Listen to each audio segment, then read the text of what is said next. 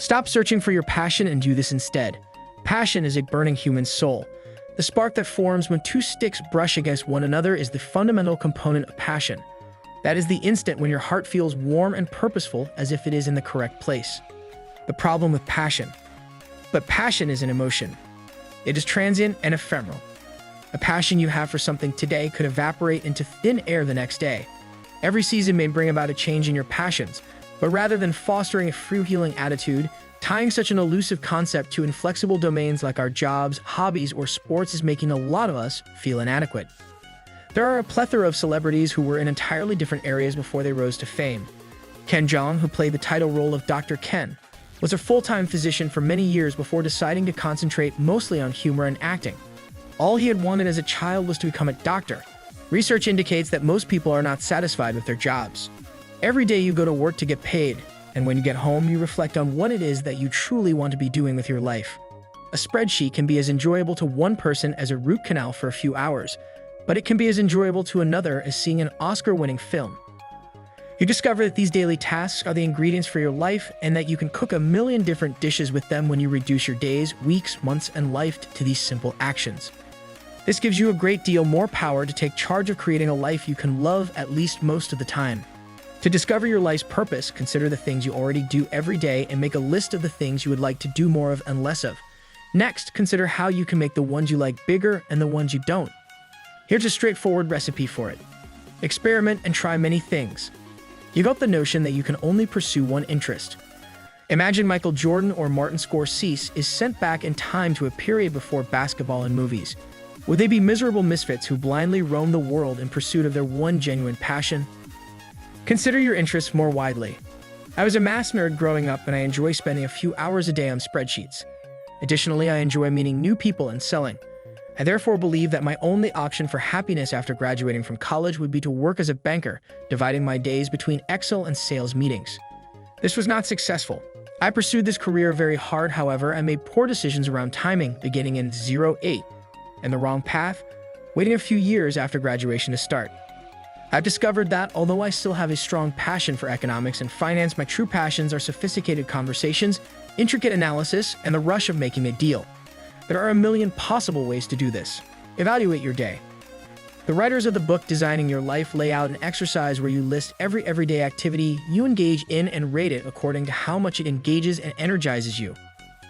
First, rearrange your schedule. This practice may open your eyes. Maybe Mondays make you loathe yourself because of all the things you have to do. What if you just tuck some of them in between enjoyable activities? One of the authors uses his dislike of budget meetings as an example, but he is unable to fulfill his passion as a university professor and avoids attending budget meetings. To make the day a success overall, he chooses other activities that he truly enjoys doing both before and after. Seek opportunities to expand on your favorite activities. Everybody has 24 hours in a day, and the majority of us spend a good portion of them ineffectively. Despite not loving TV or social media, the majority of us still spend a lot of time on them. Therefore, the simplest and first step to following your hobbies is to just repurpose part of that time to explore new activities or engage in more of your favorite pastimes. If you undertake extra work that you enjoy while working at a job you detest, ultimately opportunities to do more of that work will arise, either with your current employer or another one. There will never be too many people who are exceptionally skilled at what they love to do. I defy you to demonstrate to me any widespread endeavor that doesn't have more exceptional talent, when and where you can assign. As you can see, I didn't start with this because not everyone has delegation skills. There isn't anyone beneath you in the early stages of your career to whom you can assign this awful labor. I still have to do a lot of things I don't love as a small business owner. Sometimes I can't pay someone $300 per hour to accomplish a necessary task like carefully reviewing contracts. There are moments when you just have to eat the shit sandwich, and we can all learn something from that. It instills humility in us. However, as your life and profession progress, you will discover possibilities to do less of the things you truly detest doing. But continue, at least for a little while. Work is comparable. Even the best professions aren't particularly enjoyable for recent college graduates. Instead of building the rocket ship to Mars, you land yourself serving coffee and taking measurements for an engineering team that is designing industrial bearings while seated in a windowless office. Not everyone graduates from college with their ideal job, and the most menial responsibilities are typically assigned. There are several benefits to persevering. You may prove to the world that you have fortitude by working at a job you detest for a few years. When you hate your life and come home every day, it can also inspire you to go above and beyond to accomplish the things you truly desire out of life. Then consider the steps they had to take to get there. It amazes me how many individuals would give anything for a single day of someone else's life, yet they idolize it nonetheless. They regret not being the business mogul who gets out of bed at 4 a.m. to catch a flight to Hong Kong and sit through a stressful meeting while severely jet-lagged only to fly back home immediately for another meeting in NYC, where they sit in a comfortable first-class seat worrying over a spreadsheet on their laptop while someone else is contentedly unwinding and enjoying a good movie in coach, albeit with a little less legroom. They roll out of bed at 8:30 and report to the office at 9 o'clock. Change careers and jobs when and where it's necessary. You might have already enhanced your everyday life and increased the enjoyment of your work after doing the aforementioned self-analysis. It's possible that your opinion of it changed from dislike to like. However, it's also possible that it won't happen for some reason.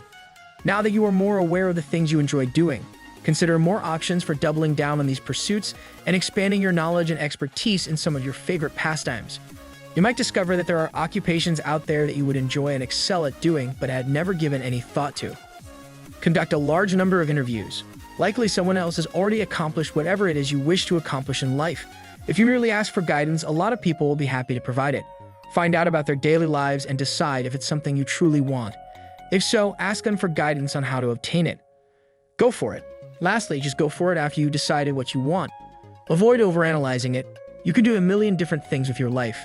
Simply take action, make an effort to enjoy it, and give up when it becomes unfun. You've persevered long enough to know that. So this is the end of our today's video. Do you like it? Kindly give your valuable response in our comment section below, and don't forget to subscribe to our YouTube channel for more interesting and informative videos.